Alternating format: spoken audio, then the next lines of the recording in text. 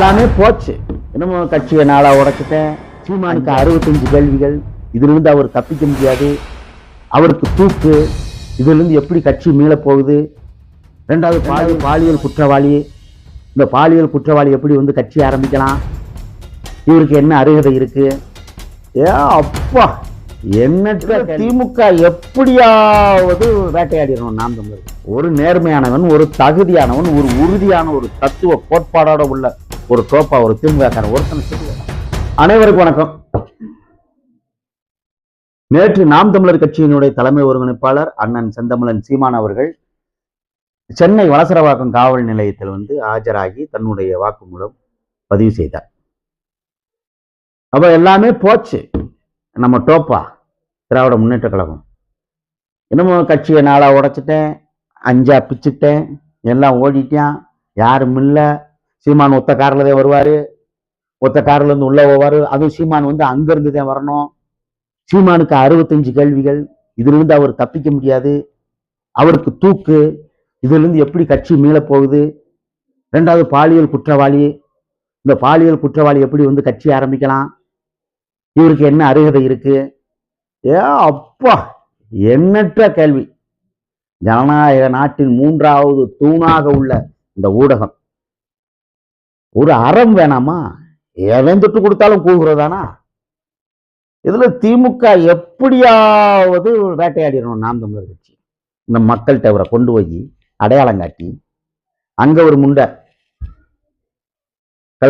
பெங்களூர்ல இருந்து விஜயலட்சுமி 14 வருஷத்துக்கு முன்னாடி கொடுக்கப்பட்ட ஒரு வழக்கு, தேர்தல் நேரத்தில் வர ஒரு அமௌண்ட்டை பிடுங்க போக, தேர்தல் நேரத்தில் வர ஒரு அமௌண்ட்டை பிடுங்க போக, அங்க எத்தனை பேர் மேல இது வழக்கு கொடுத்துருக்கு, அது நிலுவையில் இருக்கு அப்படிங்கிறது எல்லாருக்கும் தெரியும். என்னமோ இளம ஊஞ்சல் ஆடிக்கிட்டு இருக்க மாதிரி இன்னும் இந்த காதல் லீலைகள் இன்னும் வந்து இதை காட்டி திமுக வந்து ஓட்டிக்கிட்டு இருக்கு. இது எவ்வளவு பெரிய ஒரு அற்ப அரசியல். ஒரு நேர்மையானவன், ஒரு தகுதியானவன், ஒரு உறுதியான ஒரு தத்துவ கோட்பாடோட உள்ள ஒரு டோப்பா ஒரு திமுக ஒருத்தனை சொல்லுவாப்பா, நீ இந்த விஷயத்தை நீ பேசி அப்படியே வீழ்த்திரலான்னு நீ பார்த்த, எல்லாமே சர்வநாசம் முடிஞ்சு, நீ எதிர்பார்க்கவே கிடையாது. அப்ப இன்னைக்கு வந்து பார்த்துட்டீங்கன்னா ஒரு சாதாரண ஒரு ஆர்ப்பாட்டம், ஒரு பொதுக்கூட்டம்னா வந்து 1000 ரூபாய் சம்பளம், ஒரு கோட்ரு, ஒரு பிரியாணி, இதெல்லாம் கொடுத்தா கூட கூடாது. அப்ப ஒரு வாரத்துக்கு முன்னாடி வந்து வலசரவாக்கம் காவல் நிலையத்திலிருந்து அண்ணன் சீமான் அவர்களுக்கு ஒரு சம்மன் கொடுக்கப்படுது. நான் வர்றேன் அப்படிங்கிறாரு. ஏன்னா இதுக்கு முன்னாடி பல முறை 3 மணி நேரம் ஓட்டுவேன், உட்கார வச்சு நீங்க எப்போ வந்தீங்க, ஏது வந்தீங்க, எந்த படம் எடுத்தீங்க, உங்க ஊர் என்ன, உங்க பேர் என்ன, உங்க அப்பா வேற என்ன, உங்க பாட்டி வேற என்ன, நீங்க வந்து இவ்வளவு நாள் இருந்தீங்க, இதுக்கு முன்னாடி எங்க இருந்தீங்க, இதே ஒரு விசாரணை. விஜயலட்சுமி எத்தனை நாளைக்கு தெரியும், எப்ப தெரியும், ஏது தெரியும். ஏன்னா யோக்கியவான் பாரு, யோக்கியவான் 100 ரூபா அவதரிக்க மாட்டேன் அந்த வழக்குல வந்து நல்ல நீதிமன்றம் வந்து தூக்கி வீசிட்டு போயிருக்காங்க. எந்த சாட்சிகளும் எதுவும் இல்லை. ஒரு வழிபோக்குன்னு கொடுத்த அந்த கட்சியை எப்படி கவலைப்படுத்தணும், அதனால அந்த கேஸ் நிலுவையிலேயே இருக்கும். இது அவங்களுடைய நோக்கம். அப்ப வலசரவாக்கம் காவல் நிலையத்திலிருந்து ஒட்டப்பட்ட அந்த துண்டறிக்கையை வந்து பார்த்துட்டா கிளிக்க வேண்டியதானே. அது எப்படி பிரேம் போட்டு போட்டாவ மேல வந்து ஒட்ட முடியும்? பெரிய இந்திய இறையாண்மைக்கு எதிராக வந்து நாடை துண்டாக்குறதுக்கோ இல்ல பெரிய வெடிகுண்டு போட்டு வீசிட்டாரா? பெரிய நீ கண்டுபிடிச்சிட்ட இந்த வழக்க, ஒரு உப்புக்கல்லுக்கு உதவாத வழக்கு.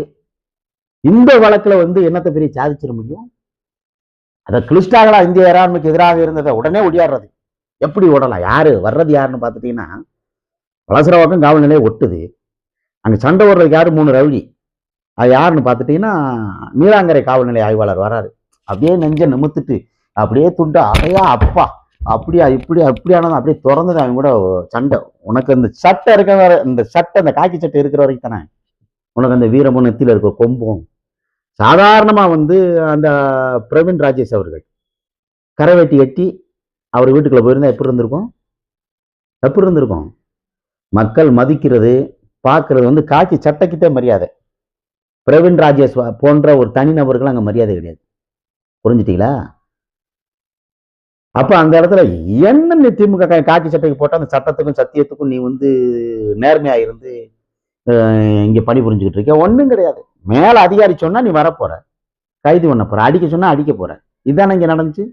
ஒன்ன ஒரு ஆளை அடிச்சு இரும்பு ராடை எடுத்து துணியை சுத்தி அடிச்சுட்டா கட்சி உடஞ்சிருமா? யாருடைய தலைவனுடைய வழிநடத்தலின் பேர்ல வந்து நாம் தமிழர் கட்சி தமிழ் தேசிய அரசியல் பிறந்துள்ளதுங்கிறத நல்லா பார்த்துக்கணும். திராவிட முன்னேற்ற கழகம் நீ பார்க்கணும். இந்த டோப்பா குரூப் தான் இந்த மண்ணில் தமிழ் தேசிய அரசியல் நிலை பெற்ற கூடாது என்ற ஒற்றை நோக்கத்திற்காக இது போன்ற இழி பிறவிகளோட செயலை வச்சு அவரை வந்து எப்படியாவது வீழ்த்திடலான்னு உங்களுக்கு நினைப்பு. அது ஒருபோதும் நடக்காது. இங்க தமிழ் தேசிய அரசியல் பிறந்துருச்சு. ஈழ தேசத்தில் கொல்லப்பட்ட 3 லட்சம் உறவுகளுக்கு மேலான அந்த ஆத்மாக்கள் இன்னும் தமிழகத்துலதான் இருக்கு. தமிழர்களுக்கான அரசியல் கண்டிப்பாக வெல்லும். புரிஞ்சுட்டீங்களா? அப்போ உடனே வரணும். அவர் தருமபுரியிலேருந்து வர்றாரு, அண்ணன் சீமான் அவர்கள் வராரு, சென்னைக்கு வர்றாரு. 6 மணிக்கு வர சொல்றேன். 6 மணிக்கு வர்றாரு. இல்லை 8 மணிக்கு வாங்குற. அப்புறம் 8 மணிக்கு வர்றாரு. இல்லை ஒரு 10 நிமிஷம் கழிச்சு வாங்க. இல்லை 15 நிமிஷம். என்னன்னு பார்த்துட்டீங்கன்னா இந்த படம் பூரா என்னன்னு பாருங்க. சீமான் ஓடி ஒளிஞ்சிட்டாரு. அவர் மனைவிக்காக காத்திருக்காரு. இல்லை அவர் வந்து தப்பிக்க முடியாது. இல்லை கைது பண்ணி பெரிய சர்ப்ரைஸா வந்து இந்த டோப்பா குரூப்புக்கு வந்து கொடுக்க போறாங்க. அவ்வளவுதான் குண்டர் சட்டம் பாயுது அப்படின்னு யாப்பா எண்ணற்ற புழுகு. அப்படியே இது போன்ற வதந்திகள் வந்து இந்த ஊடகம். ஏன்னா வந்து இதுல என்னன்னா ஊடகத்திற்கும் ஒண்ணு வேணும்ல. ஏன்னா சீமான பேசினாத்தே இன்னைக்கு ஊடகம், இல்லைன்னா இல்லை வேற ஒண்ணும் இல்லை. வேற எந்த தலைவன் யாரை பத்தி பேச போறாரு? அங்க வந்து பாத்துட்டீங்கன்னா திராவிட முன்னேற்ற கழகத்தின் தலைவர் ஐயா ஸ்டாலின் அவர்களுடைய பிறந்த நாள் OMC மகால்ல நடக்கு. மா சுப்பிரமணியம் அவர்கள் வந்து நடத்துறாரு. ஏன்னா அதுக்கு முன்னாடி இங்கே வந்துட்டாங்கன்னா இவர் செந்தமிழன் சீமானோடைய நிகழ்வு தான் வந்து ஓடிக்கிட்டு இருக்கும். அதனால வந்து அங்க எவனும் வந்து பாக்குறது கூட நாதி கிடையாது. அதை ஏதோ அவர் என்னத்தை பேசுவார், 4 வரியை ஒத்த பேப்பர்ல வச்சு வாசிப்பாரு. என்ன இந்த கருத்தியல்வாதி பேசுறத மக்கள் ஊரம் கேட்டுற போறேன் ஒன்றும் கிடையாது. அப்ப அதனால அவர் நிகழ்வு முடியட்டும். ஏன்னா வந்து சீமான் ஒத்த கார்ல வருவாரு. ஒத்த கார்ல வந்து இருந்துட்டு ஐயோ ஏதோ எழுதி கொடுத்துட்டு போயிடுவாரு. ஏன்னா கட்சி ஊரம் உடஞ்சு வச்சு நாசமா போச்சுல. இவங்க நினைப்பு, திராவிட முன்னேற்ற கழகத்தோட நினைப்பு. ஆனா பாருங்க, அண்ணன் சீமான் அவர்கள் 6 மணிக்கு வர்றாருன்னு தெரிஞ்சதும் அந்த சென்னை மாநகரத்தினுடைய உறவுகள் தமிழகம் முழுவதும் உள்ள உறவுகள்லாம் அங்க வந்து முற்றுகையிடுறாங்க.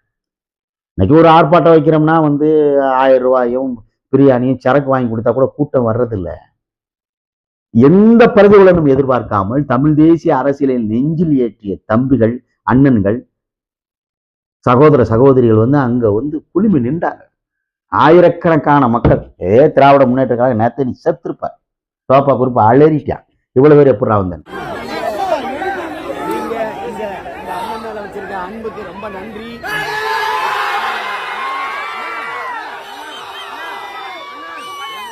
என்னுடைய அன்பு உங்களுக்கு.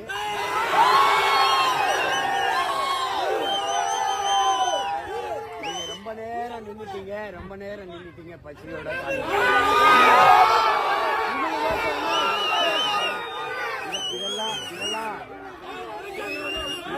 இதெல்லாம் நம்ம தூசி இதெல்லாம் நம்பிக்கையோட இருக்க, வெறியோட இருக்க. நம்ம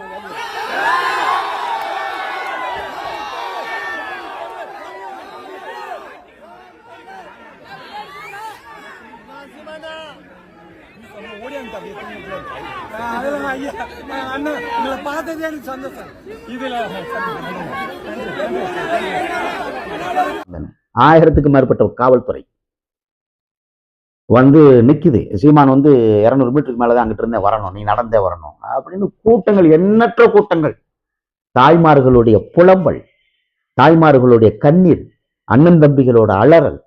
இதெல்லாம் மானங்கிட்ட புலப்புடா, ஈனத்தனமான செயல்றா, அற்ப அரசியல்றான்னு காரி துப்பிட்டு போயிட்டானு. இப்ப இந்த கேக்குறாங்களே இந்த கேள்வி, அந்த வீட்டுல இருக்கிறவங்க எல்லாருமே அம்மையார் விஜயலட்சுமி மாதிரியா அவங்க வீட்டுல இருக்கிற பெண்களை வளர்ப்பாங்களா? தமிழ் தேசியம் வளர்ந்துட்டாக்க திராவிடத்தை கால கிள்ளி சாவடிச்சிருவாங்க பயம். அலறானுங்க, கத்துறானுங்க. அந்த வெளிப்பாடு. விஜயலட்சுமியை லவ் பண்ணி அண்ணன் 15 வருஷம் ஆச்சுன்றாங்க. 15 வருஷமா என்ன புடிங்கின நீ? பிரான்ஸ் தமிழச்சு காரி துப்புது. சுபவீர பாண்டியன திமுக காரன பிரான்ஸ் தமிழச்சு ஒத்தூர் மணில இருந்து காரி உமிழுது அந்த அம்மா.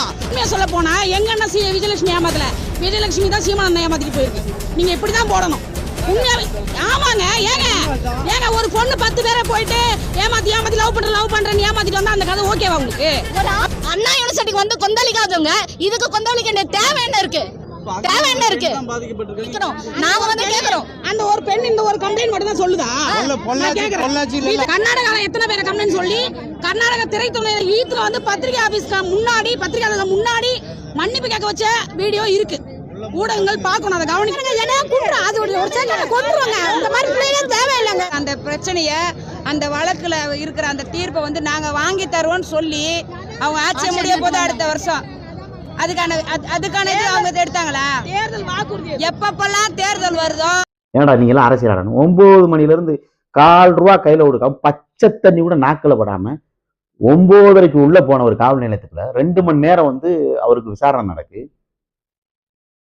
11:30 வரை வந்து இரவு உணவு கூட இல்லாம உறவுகள் ஆயிரக்கணக்கான உறவுகள் வந்து வரிசையா நிக்கிறாங்க அப்படின்னா அது எவ்வளவு பெரிய ஒரு அர்ப்பணிப்பான அரசியல். தமிழ் தேசிய அரசியல் இந்த மண்ணில் பிறந்துள்ளது, வளர்ந்துள்ளது, முற்றுகையிட்டுள்ளது, திராவிடத்துக்கு எதிராக களம் காண்பது என்பதுதான் வரலாற்று உண்மை. அதை நீங்க புரிஞ்சுக்கணும். நீங்க கூட்டு பாப்ப நீங்க அப்ப அந்த இடத்துல வந்து இவங்களுடைய முகத்திரை கிழிச்சு எரியப்பட்டிருக்கு. அப்ப அந்த இடத்துல பாருங்க, சகோதரி வித்யா வீரப்பனுடைய மகள் அவர் அண்ணன் கூட வர்றாங்க. அவங்களை அனுமதிக்க மறுக்கிறான். நீங்க இப்படி உள்ள போலாம். அப்ப அதோட நாம் தமிழர் கட்சியினுடைய தலைமை ஒருங்கிணைப்பாளர், மாநில ஒருங்கிணைப்பாளர் அண்ணன் வந்து சாட்டை துரைமுருகன், அவருக்கு அனுமதி இல்லை. முக்கிய வழக்கறிஞர்களுக்கு அனுமதி இல்லை. அப்போ ஒரு 4 பேரை வச்சு கூட நீ முடிக்கணும் அப்படிங்கிற அவ்வளவு பயம். இந்த செய்திகள் வெளியில போயிடக்கூடாது, நம்ம மூக்கு உடைஞ்சு போவோமேங்கிற பயம் உங்களுக்கு. வித்யா வீரப்பனை வந்து வள்ளுக்கட்டாயம் இழுத்து பெண் காவலர்கள் வந்து இழுத்து கொண்டு வராங்க, தள்ளி விடுறாங்க. நீ எப்படி உள்ள போலாம்? என்னோட உணர்வை மதிக்கிறது தயவு செஞ்சு விடுங்க. என்ன விடுறதுனால அங்க ஒண்ணும் ஆக போறது இல்லை. விடுங்க அமைதி. நீங்க விடாத வரைக்கும் நான் போராடிட்டுக்கிட்டே தான் இருப்பேன். என்ன விடுங்க, நான் அமைதியெல்லாம் உட்கார வைக்க முடியாது. என்ன விடுங்க, அமைதியான